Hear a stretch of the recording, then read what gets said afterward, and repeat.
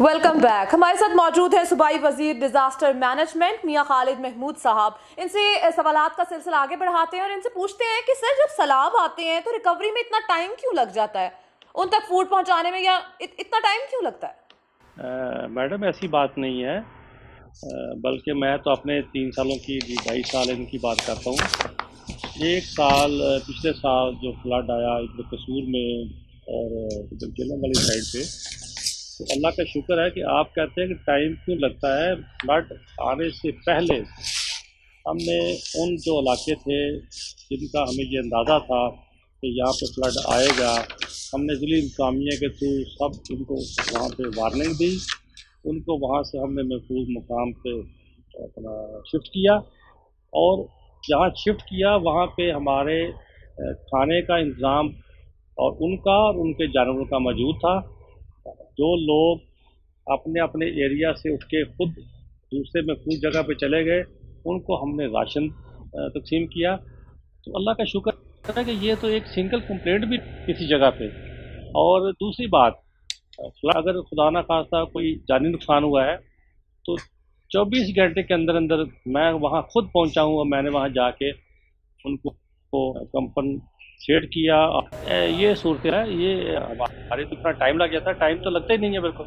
Sir opposition के बारे में बात कर लेते हैं कि ऑपोजिशन जो किरदार अदा कर रही है वो तो कर ही रही है, लेकिन आपको किन हर्डल्स का सामना करना पड़ता है जब ऑपोजिशन दरमियान में आती है? कोई प्रोजेक्ट शुरू करते हैं आप, ऑपोजिशन का प्रेशर होता है उस पे से और आप वो प्रोजेक्ट शुरू नहीं कर पाते या हर्डल्स फेस करनी पड़ती हैं, तो आप कैसे मैनेज करते हैं ये सब कुछ? देखें अपोजिशन भी एक जमहूरियत का अफसर होता है।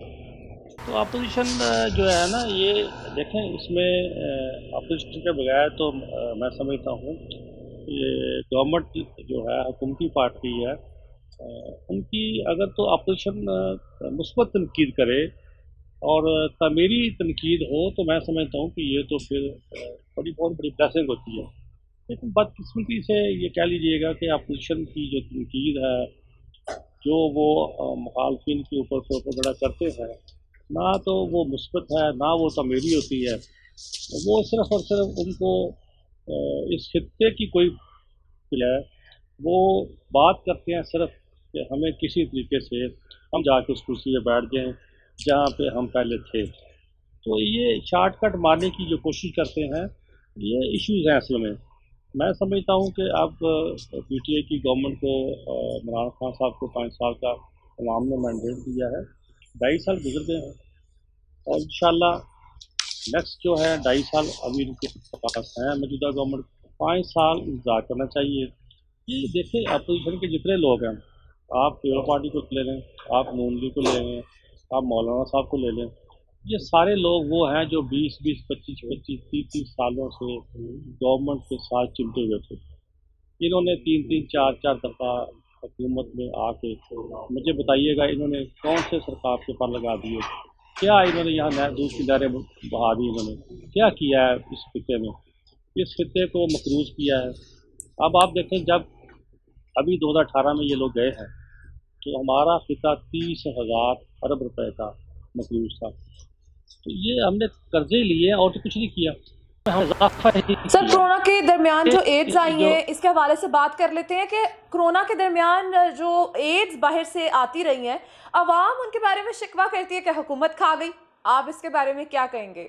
नहीं, एड किस कहाँ से आई है मुझे बताइए ज़रा। एड तो ये कोरोना तो पूरी दुनिया में था और जो बड़े बड़े ताकतवर मुल्क थे, जो बड़े अमीर मुल्क थे, जो बड़े तरक्की याफ्ता मुल्क थे, जो हमेशा जिन्होंने बुरे वक्त में गरीब जो ममालिक हैं उनकी मदद की है, वो तो आप खुद इस कोरोना की वजह से खुद परेशान थे। अमेरिका की इकानमी देख लें, यूके की देख लें, अब वो आप गवर्नमेंट वहाँ खुद परेशान है कि उनको जो इकानमी उनकी है ना वो बैठ गई है। बहरहाल ये जो खाने वाली बात है, ये तो खामचीन का प्रोपेगेंडा शुरू से होता है कि जो जिसकी हुकूमत हो वो खा गए जी, खा गए, ऐसी कोई बात नहीं है। ना कोई एड आई है। अगर कोई एड आई है तो आप बता दें मुझे, या ये बता दें जो कहते हैं कि फलां मुल्क से कोई एड आई है। तो ये छोटा मोटा सामान है, कोई किसी मुल्क से आ गया, कोई अपना ग्लव्स आ गए, ये मास्क आ गए, सैनिटाइज़र आ गए, इससे जरूर आई है। तो ये तो बहुत बड़ी मालियत की नहीं थी वो भी, और उसमें आप देखें कि हमारे खित्ते में अल्हम्दुलिल्लाह कोरोना पे जिस अंदाज में हमारी हुकूमत ने, गवर्नमेंट ने काम किया है, ख़ास तौर पे हमारे मेरे सूबा पंजाब ने जिस तरह काम किया है, महकमा हेल्थ जो है पंजाब का, उसकी आप सर्विसेज को देख लें। और मेरा डिपार्टमेंट भी इसमें पेश था मीडिया में कि हमने कोरोना के दिनों में हमने वहाँ पे जितने भी हमारे लोग बाहर से आए उनको हमने वहाँ से पिक किया, फिर उनको हमने अपनी ट्रांसपोर्ट मुहैया की, फिर हमने क्वारंटीन सेंटर बनाए, वहाँ उनको हमने 15 दिन के लिए वहाँ ठहराया, और फिर उनकी जो फैमिली जो थी हमने उनको राशन वहाँ पे पंचायत के घरों में, ताकि कोई भी उनकी फैमिली का बंदा सफ़र ना करे। तो ये अल्हम्दुलिल्लाह ये तो पूरी दुनिया में WHO ने भी कहा है कि पाकिस्तान ने और हमारे सूबा पंजाब ने कोरोना पे बड़ा काम किया है और उसके रिजल्ट भी बहुत अच्छे आए हैं। तो ये ऐसी कोई बात नहीं है जो आप कह रही हैं कि कोई हमें एड शेड मिली। सर, ये जो अब मैं आपसे सवाल करने जा रही हूँ बड़ा ही नाजुक है कि कशमाला तारिक साहिबा जो जिनका बेटा जिन्होंने पिछले दिनों एक्सीडेंट में काफ़ी 2-3 लोग जो हैं जाँ बहक हो गए थे और सुनने में आया कि उनकी ज़मानत हो गई है, तो रियासती मदीना तो बना ली गई है, तो क्या इसमें इंसाफ का निज़ाम इस तरह का होगा कि जिसने इतना बड़ा जो है जुर्म कर दिया और उसके बाद उसको ज़मानत भी आराम से मिल गई, यही गरीब आवाम होती तो क्या ज़मानत मिल सकती थी? देखें, ये एक उनका निजी मामला है और दूसरी बात ये है कि कोर्ट का मामला है। मैं अदलिया के मामले में और किसी के ज़ाती मामले में तबसरा करते मैं अच्छा नहीं लगता, और ना मुझे करना चाहिए। अगर बेल ली है तो अदालत ने ली है, कोर्ट ने ली है, कोर्ट बेहतर समझती है कि फ़ाइल में क्या था क्या नहीं था, क्यों ली है बेल। तो दूसरी बात जो है ये उनका ज़ाती है। मेरा ख्याल बेहतर होगा कि इस क्वेश्चन का जवाब जो है ना वो इस अंदाज में आप मुझसे ना लें। तो मेरा यही है कि ये जो कुछ किया है ये बेहतर कोर्ट बता सकती है या वो लोग खुद बता सकते हैं। सर, मेरा आपसे आखिरी सवाल है कि जो इंतखाबात होने वाले हैं तो क्या आपकी पार्टी जीत पाएगी? क्योंकि अवाम तो कहती है खा गए हम लोगों को पीपल्स पार्टी वाले। और सर, आपसे एक और बात कि पेट्रोल की कीमत साल के शुरू में ही पहले दिन पे ही बढ़ा दी गई थी, 3 दफ़ा बढ़ाई गई है, और हमें कहा गया था इमरान खान साहब की तरफ से कि भाई मैं इस साल में कुछ भी ऐसा नहीं करूँगा जो अवाम के ऊपर बोझ बने। तो इसके बारे में आपका क्या कहना है? देखिए, बात ये है कि आपने इलेक्शन की, तो इलेक्शन जो है 2.5 साल है गवर्नमेंट के पास। तो ये तबसरा तो जब तकरीबन इलेक्शन करीब आएगा तो उस वक्त ही बेहतर होगा करने के तो क्या हालात हैं। लेकिन मैं आपको एक बात बता दूं कि खान साहब की हिम्मत बिल्कुल दुरुस्त है। खान साहब जो है ना कभी भी वो इस बात पे उन्होंने कोई कंप्रोमाइज़ नहीं किया कि इस मुल्क में मेरिट का बोलबाला होगा। वो चाहते हैं कि मैं पार्टी ऊपर लेके जाऊं, वो चाहते हैं कि यहाँ पे इंसाफ मिले, वो चाहते हैं कि गरीब की हालत बेहतर हो, वो चाहते हैं कि जो मैंने उस पर बहुत तेज़ी से काम हो रहा है। इंशाल्लाह मैं बड़े वसूख से कहता हूँ कि इंशाल्लाह घर भी जो है लोगों को मिलेंगे, नौकरियाँ भी मिलेंगी, और इस खित्ते में बेहतरी भी होगी। और जो आप कह रहे हैं सिनेरियो है के रेट, फ्रूट के रेट, अभी फ्रूट के रेट इतने कम है, पिछली हिस्ट्री में इतने कम नहीं हुए। सब्जियों के रेट, क्योंकि मौसमी सब्जियां आ गई हैं, सीजनल सब्जियां हैं, उनके रेट्स कम है।